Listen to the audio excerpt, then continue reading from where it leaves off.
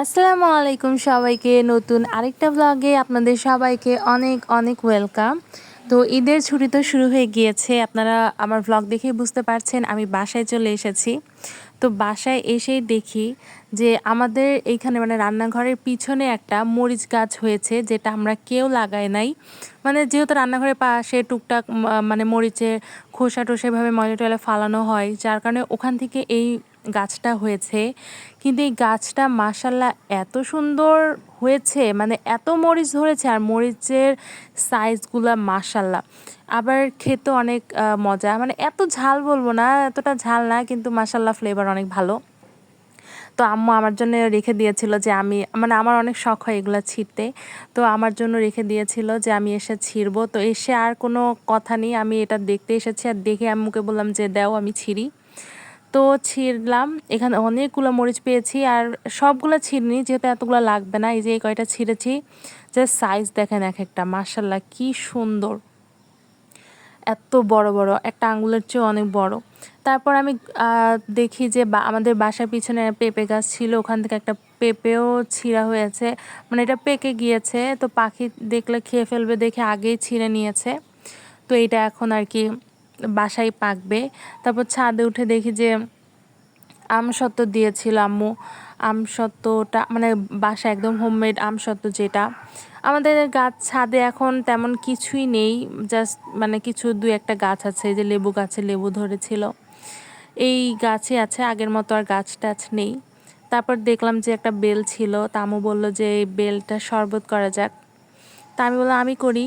তো বেলের শরবত এর আগেও আমি একবার করছিলাম, মানে ঢাকায় থাকতে, তো এখানেও করলাম। এই বেলের ফ্লেভারটা এত সুন্দর, ঢাকায় যেটা ছিল ওটাও আম্মুই নিয়ে গিয়েছিল, ওটাও এত মজা ছিল। এটা একটু ছোট সাইজের ছিল, বাট এটার স্মেলটা এত সুন্দর। তো এটাকেও আমি করছিলাম, বাহিরে করছিলাম যাতে হচ্ছে একটু সুন্দর দেখা যায় আর কি, বাইরের ব্রাইটনেসের জন্য। তো অতিরিক্ত গরম পড়ার জন্য আমি হচ্ছে সবগুলোতে একটু বরফের টুকরাও দিয়ে দিয়েছি।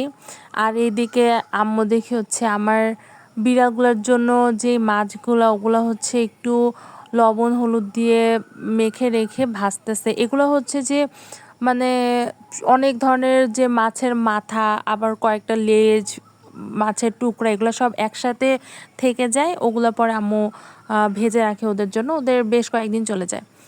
আর এই হলো কালিয়া। কালিয়া ছাড়া আমার ভিডিও অসম্পূর্ণ।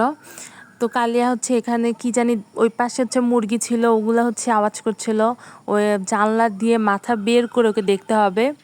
তারপর রান্নাঘরে কি জানি একটা শব্দ পাইছে, আম্মু করতেছে, মানে 2 সেকেন্ডও আর দাঁড়াবে না, ও দৌড় দিয়ে চলে যাবে, মানে আম্মুর জাস্ট একটা শব্দ শুনলেই হয়েছে।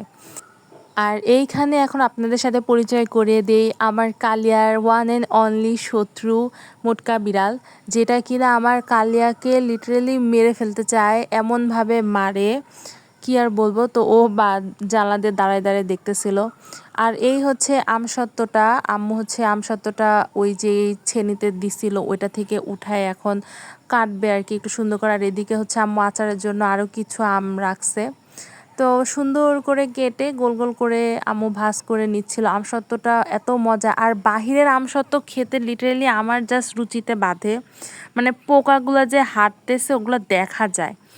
তো বাসার হোমমেড তো মানে হোমমেড যেই আমসত্ত্বটা, ওটা একদম বেস্ট, খেতে এত মজা, আর তেমন কিছু ইনগ্রিডিয়েন্টসও লাগে না, আবার এতটা হচ্ছে কষ্টও হয় না। এই যে আম্মুর হাতের আমসত্ত্ব। তো আজকের ভিডিওটা এই পর্যন্তই, কেমন লাগলো আপনারা জানাবেন। আল্লাহ হাফেজ।